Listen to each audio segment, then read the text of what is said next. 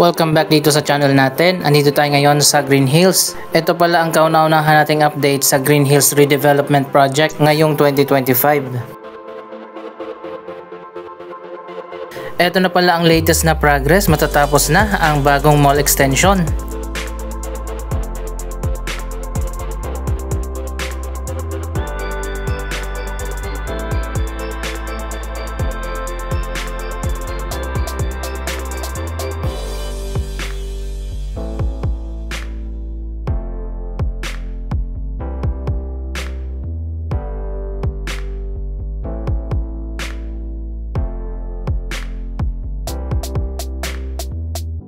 Last year ay dinemolish na yung natitirang bahagi ng Green Hills Shopping Center at ngayon nga matatapos na yung bagong mall na ipinalit dito.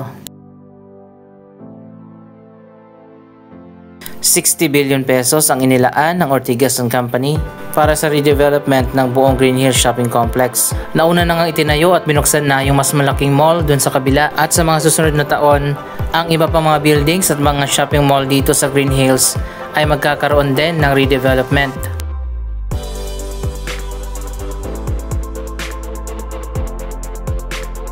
Connected na rin ang bagong building sa main mall.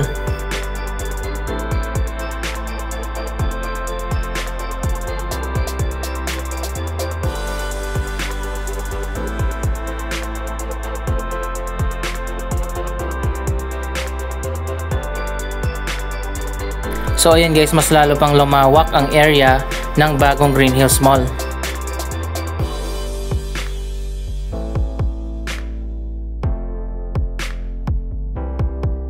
Ayon pa sa master plan, nasa 1,500 na bazaar spaces ang magbubukas dito at meron pang ibang commercial spaces para sa retail at food outlets.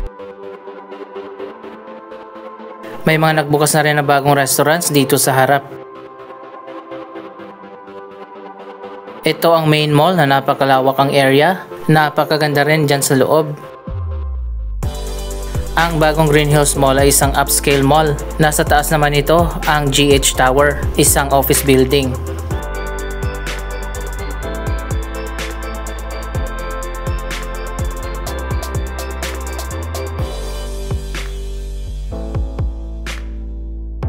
Andito na tayo sa loob, tingnan na natin ang latest na progress. Napakaganda ng design ng atrium dito.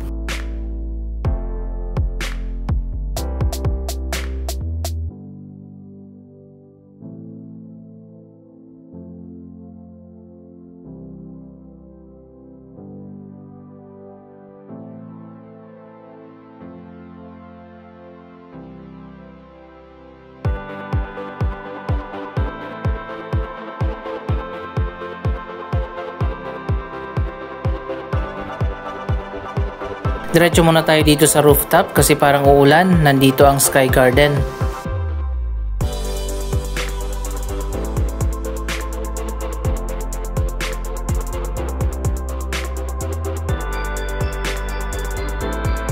Marami din ang available na commercial spaces dito sa roof deck.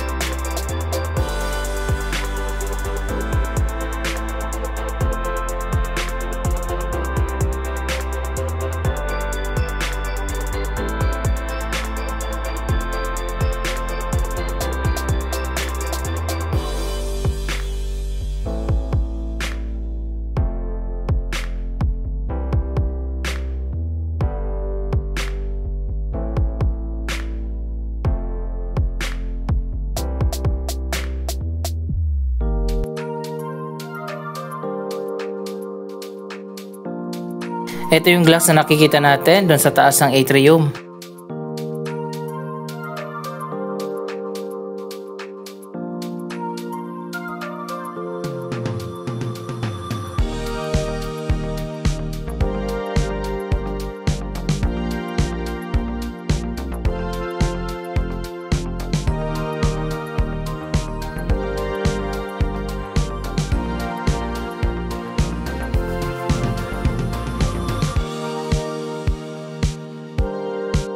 Napakaraming commercial spaces dito sa loob at labas ng bagong Green Hills Mall.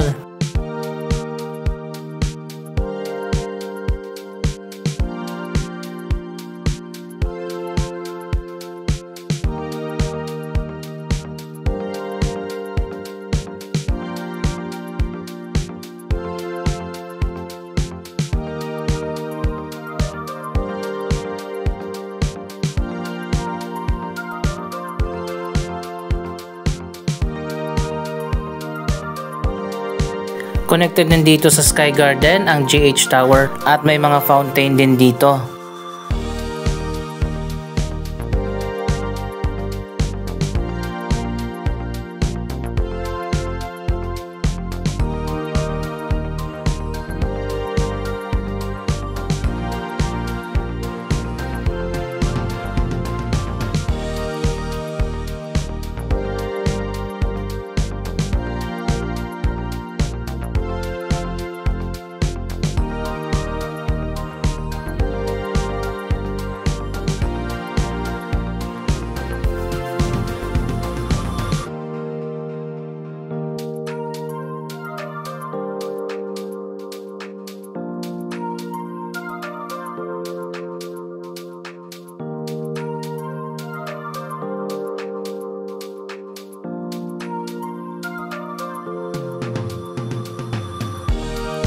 May overlooking view naman dito sa taas kaso hindi pa maganda. Kasi nga yung the rest ng Green Hills Shopping Center ay magkakaroon pa ng redevelopment sa mga susunod na taon.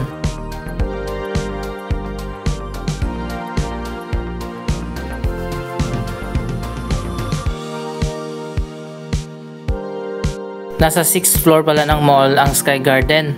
Andito rin ang Time Zone Arcade.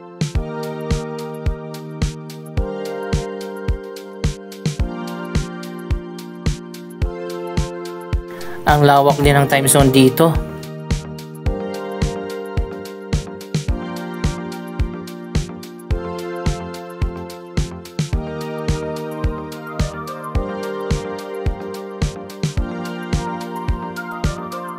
bagong Green Hills Mall ang sa tingin ko ang pinaka-successful sa lahat ng mga bagong mall na nagbukas dito sa Metro Manila. Dito sa 5th floor may isa pang arcade.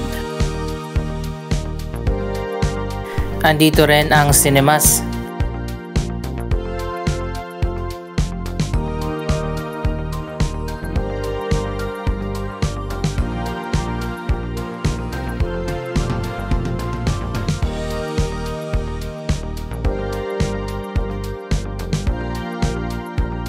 By the way, ang Ortigas & Company Limited na nagsasagawa ng redevelopment sa ilang mga property ng Ortigas Land katulad ng Green Hills, Ortigas East, Capitol Commons.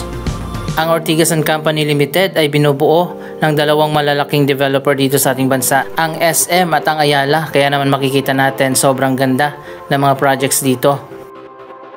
Kaya ko naman nasabi na napaka-successful ng bagong Green Hills Mall. Ayan, makikita nyo naman halos puno na yung buong mall. Ang dami ng mga bagong stores at mga restaurant. Dito pala sa likod may isa pang overlooking view area.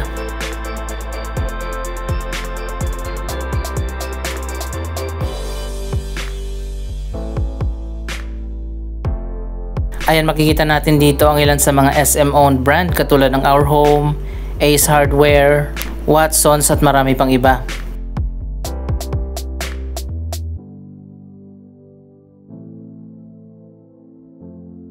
Andito sa 4th floor ang mga gadget stores.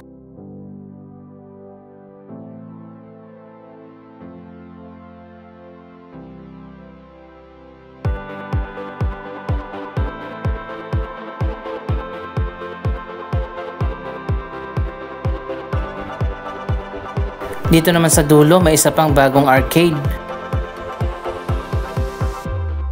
Wow, ang lawak ng area.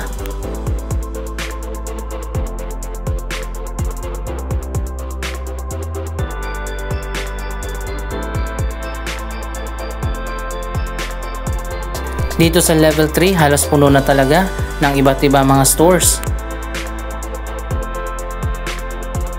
Tatlong level naman ng mall ang may alfresco area.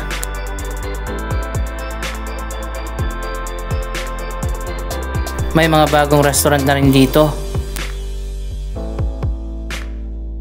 Yung iba naman ay coming soon pa. Ang second level naman ng mall ay connected sa V-Mall, may elevated walkway dyan.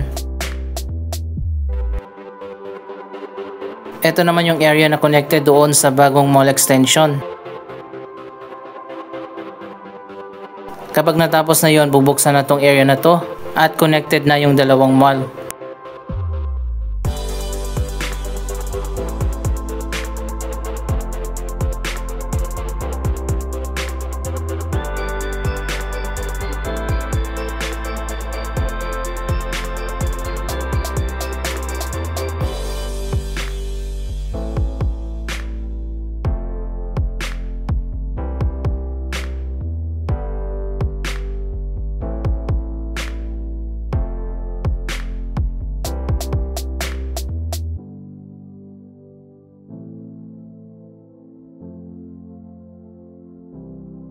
Grabe, kahit sa ang sulok, ang dami mga bagong stores at mga restaurant.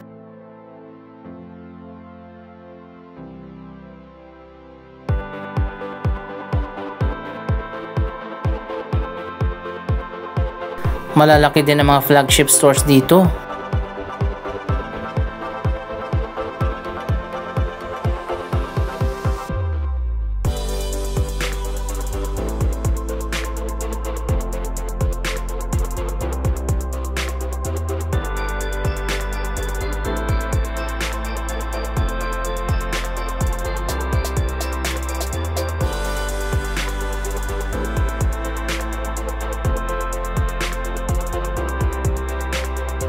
Dito sa baba, ilan na lang yung mga vacant spaces.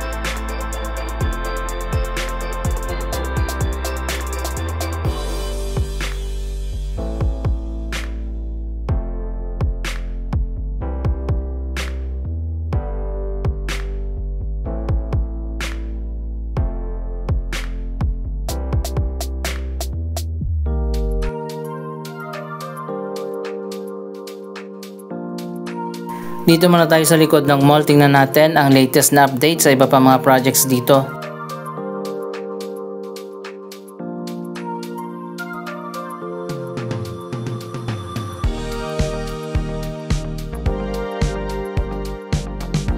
Dalawang bagong residential condominium ang matatapos na rin.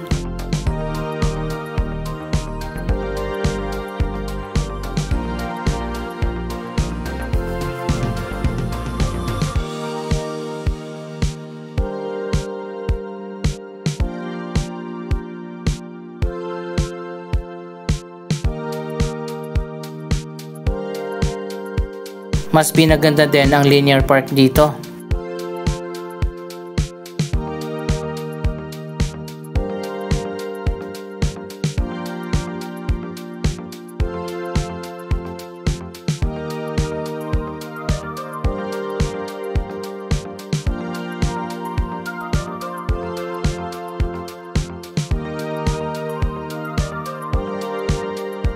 Sa lower ground floor naman tayo.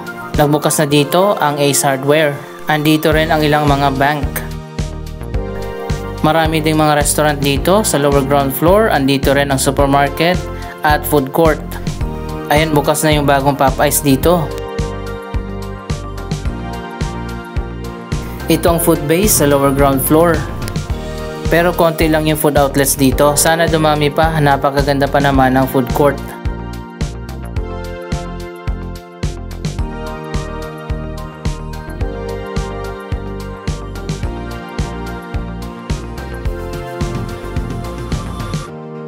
Dito sa kabila yung mas marami pang mga restaurant.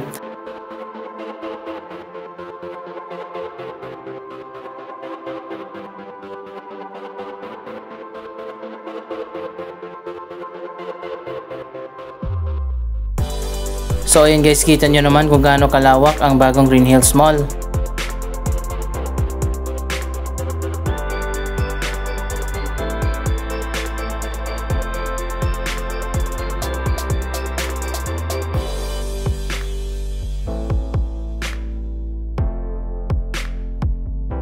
Dito sa ground floor, connected na rin sa Shopsville. Andito yung mga bazaar.